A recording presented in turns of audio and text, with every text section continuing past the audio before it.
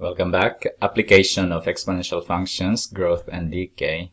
As you can see here now, the problem is an entomologist monitoring a grasshopper plague notices that the area affected by the grasshoppers is given by the function a sub n is equal to 1000 times 2 raised to 0.2 n time the hectares. Okay, n is the number of weeks after the initial observation. So n is always, the exponent there is always time. And like what I said before, if we have y is equal to c times a raised to x, so c, or the constant there, is always the original value. Then to answer, find the original value, then we have a sub 0 when n is equal to 0 is equal to 1000. Okay, if you want to see how, just take the constant there. That's easy as it is. But if you want to know a sub 0 when n is equal to 0, that's the original, when they started the study. Then we have 1000 multiplied by 2 raised to 0.2 multiplied by 0, and we know this will become 0. 1000 multiplied by 2 raised to 0, and all numbers raised to 0 is equal to 1, so this is now equal to 1, so we have only 1000 hectares. Find the affected area after 5 weeks, so we have B there. I only solve 5 weeks, and then you can solve the rest.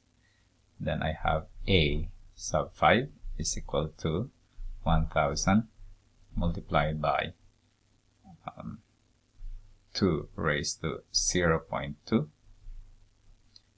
multiplied by 5. Then we have 1000 multiplied by 2 raised to 0.2 times 5 is, maybe I will use this instead, is equal to 1. So we have 2000. After 5 weeks, we have 2000 hectares affected by the grasshoppers. I'll try to do that with 10 weeks and 12 weeks. Good luck. Draw the graph of a sub n against n. If you are not forced to do it, then you can use your calculator. But if you are forced to do it, then just use some x and just draw the line. But for my part, so I use the GeoGebra. As you can see here, I have y is equal to 1000 multiplied by 2 raised to 0.2x, and it expands. So 5 weeks is 10,000, 10 weeks is 4,000 hectares, 12 weeks it is, what will be, 5,000, more than 5,000.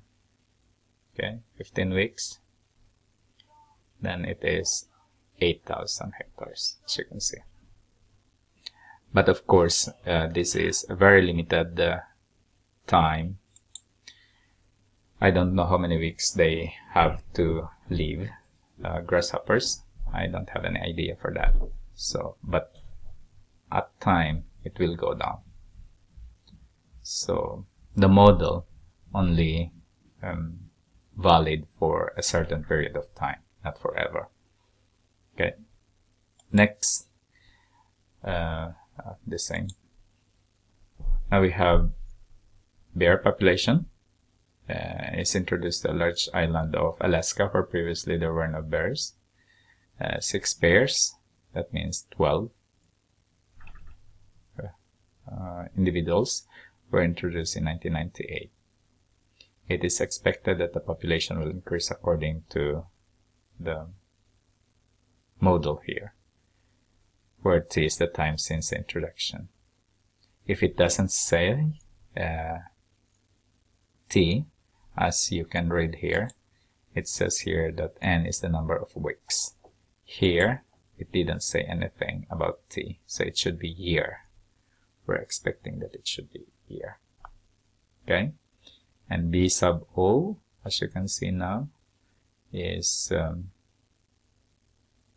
1998. So we have B sub 0. It should be 6 pairs. It should be 12. So from the start, it is 12.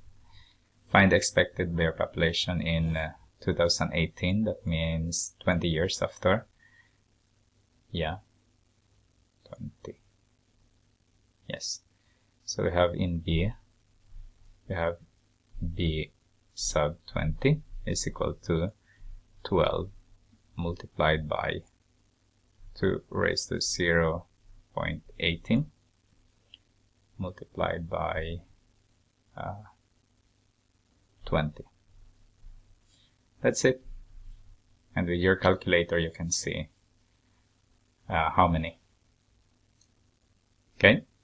And find the expected percentage increase from 2008 to 2018. So if you're going to foresee now the percentage increase, we have 2018, that is B20, and 2008 that is 10 years.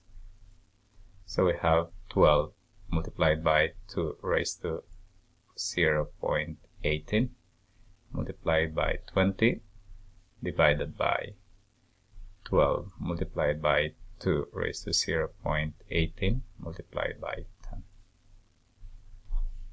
That's it. Then we have 2 raised to, that is 18 times 2 is 36. That is 3.6. And then we have divided by 2 raised to 1.8.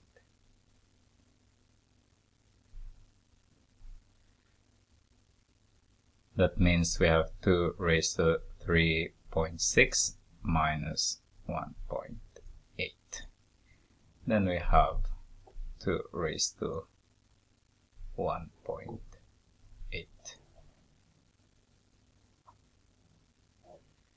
And then 2 raised to 1.8 is almost 2 raised to 1.8 is 3.48, almost 3.48. And if we remove 1 there, that is from the start is 100, then we have 348% subtracted by 100%, because we need to look for the percentage increase, and it is 248%. It's good increase.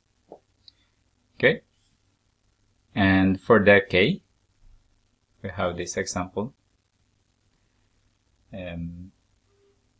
Decay means that your A, if you have y is equal to c multiplied by a raised to x, your A is less than 1. Okay, so that means it decreases. Okay, when a diesel electric generator is switched off, the current dies away according to the formula we have there. Ampere, where t is the time in seconds after the power is cut. So if you want to find that A, then you can do that. But I'm going to use the GeoGebra. I will show you later. So here is the graph in the GeoGebra for 1 second.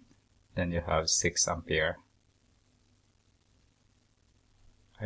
I hope I used the right, yes, 0.25 raised to x. Where is that? Yeah. 2 seconds. It's almost 1 point. This is now, I'm going to change that. 1:1 maybe. It's better. As you can see. 2 seconds. That is 1.5 almost. 3 seconds. There you go. The B question, what current flowed in the generator at the instant when it was switched off? That means when t is 0. That means that's 24. The original value. Plot the graph, as you can see here now. Use your graph or technology to find how long it takes for the current to reach 4 ampere. Let's see. 4 ampere. There you go. There. How many seconds is that? 1 point. 1, 2, 3, 4. 1.3 seconds. Okay. Then you stay there. There are a lot of applications of exponential functions, but I hope you learned something from the examples that I have discussed here. Okay, and in my next series of videos, I will be discussing logarithms. It is red under because I'm using the Swedish language in my computer, so it doesn't recognize logarithms in English, but that's correct spelling. Okay, see you around.